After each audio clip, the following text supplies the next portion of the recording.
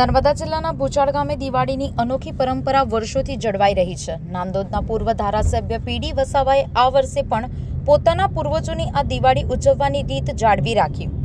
ભૂચાળ ગામમાં દિવાળી પર્વે ગ્રામજનો પોતાના ઘરની દીવી લઈને ગામમાં નીકળે છે અને સૌ એકત્ર થઈ સિકોતર માતાના મંદિરે પહોંચે છે, જ્યાં ફટાકડા ફોડી પ્રાર્થના કરી માતાને સુખ, શાંતિ અને સમૃદ્ધિ માટે વિનંતી કરે છે.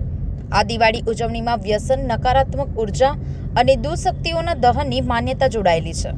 પીડી વસાવા આ 5 પેઢી જૂની પરંપરાને સતત જીવંત રાખી લોક પરંપરા અને સંસ્કૃતિ પ્રત્યેની લાગણીઓનું અનોખું ઉદાહરણ પૂરું પાડે છે.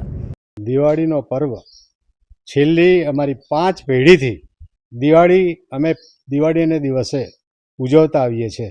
એમાં એક દીવી લઈ હોય હાથમાં, દીવી બાળીએ, એ દીવીને સળગાવીને ઘરમાં બધે ફેરવીએ અને અમારી ભાષામાં બોલીએ કે દિવાળી માતા રોગ દોગ તાવ તરિયા લેતી જાજે ઓલુલુલુ.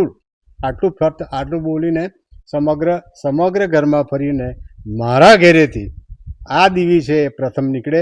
પછી મારી પાછળ આખું સમગ્ર ગામ દીવી સાથે આવે, આનંદ ઉલ્લાસ કરે અને દિવાળીનો એટલો ભવ્ય નજારો લાગે કે એક ગામ કે આજે છેલ્લી 5 પેઢીથી દિવાળીનું પર્વ જે તે વખતે ઉજવે છે, આજે પણ એટલી જ રીતે અમે આજે ઉજવીએ છીએ.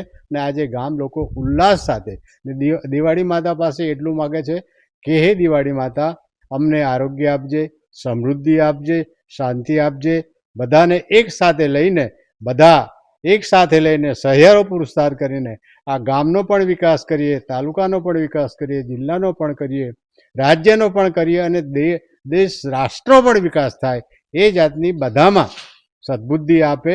એટલે અમારા ઘરથી ત્યાંથી એ જે દીવી નીકળતી હતી સાહેબ, આજે પણ એ પરંપરા અમારા જુવાનો અને વડીલો હજુ પણ ચાલુ રાખી છે.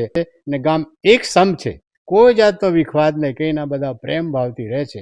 આ જ એક મોટી દિવાળી માતાની આશીર્વાદ છે એમ કહું તો વધારે પડતું. આ જે પરંપરા છે એ હજુ પણ જે રીતે ચાલતી આવી છે એ રીતે જ ચાલશે. દાદાઓ પરદાદાઓ અને અમારી જે આવનાર પેઢી છે એ પણ આના કરતાં વ્યવસ્થિત દિવાળીને ઉજવશે. અને મને આ જે દિવાળીના દિવસે જે ગામ આખું નીકળે છે ને સાહેબ, જે લાંબી હાર તમે જોઈ હોય તો હું આગળ ચાલતો હોય અને મારી પાછળ બધા ગામના યુવાનીઓ દીવી હાથમાં લઈને, આજે મેં આગળ કીધું તેમ કે હે દિવાળી માતા, રોગ દોગ તાવ તરિયો, તે વખતે ગુજરાતી બહુ ઓછું હશે, તે રોગ દોગ તાવ તરિયો લેતી જાજી દિવાળી માતા ઉલુલુલુ એમ કરીને એક આનંદનો અને એક ભક્તિનો તો પ્રાર્થનાનો એક ટોન નીકળતો હોય. નર્મદાથી સંવાદદાતા સાથે અભિપ્રાય ન્યૂઝ, વડોદરા. વધુ સમાચાર જોવા માટે અમારી YouTube ચેનલને સબસ્ક્રાઇબ કરો અને જોડાયેલા રહો ફેસબુક, ઇન્સ્ટાગ્રામ અને ટ્વિટર પર.